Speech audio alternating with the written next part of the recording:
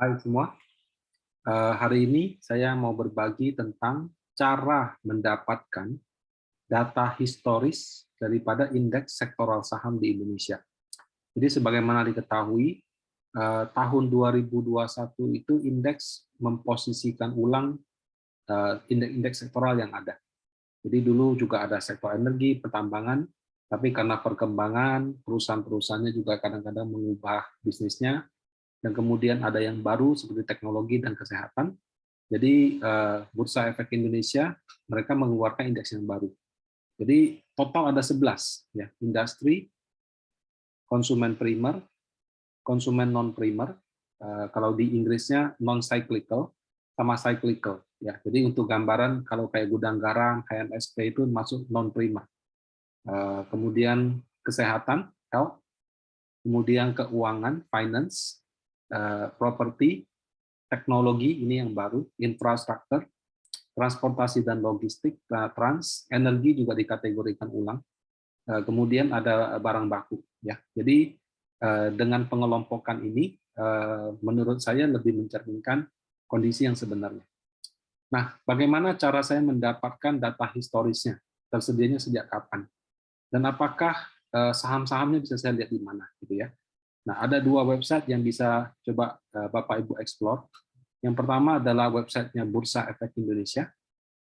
Anda ke produk, kemudian ke indeks. Total dia ada kalau nggak salah 38 indeks. Bisa bertambah nggak? Bisa.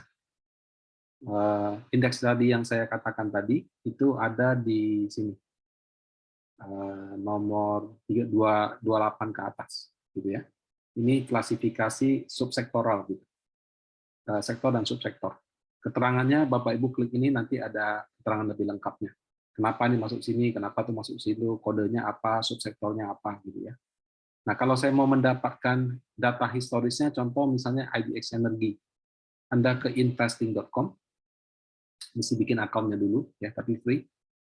Nah, Anda masukin JK, ya. Kalau tadi di sini IDX Energi, berarti di sini JK Energi. Nah, seperti ini, klik. Kemudian di sini historical data. Oke. Nah, kita klik historical data. Kalau kita lihat di data di bursa ya, di sini ada keterangan tanggal peluncuran dan seterusnya.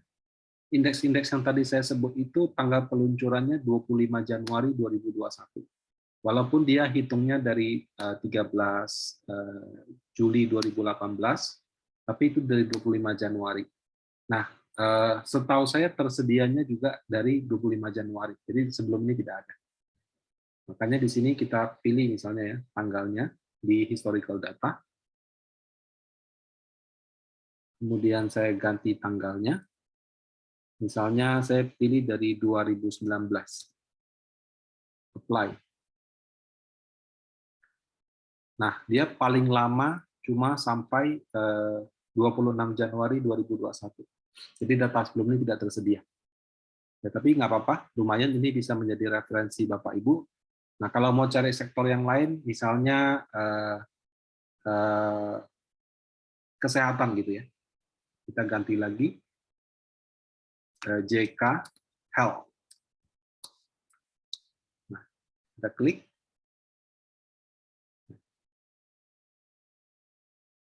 Oke, karena health itu terus terang yang sangat luas ya.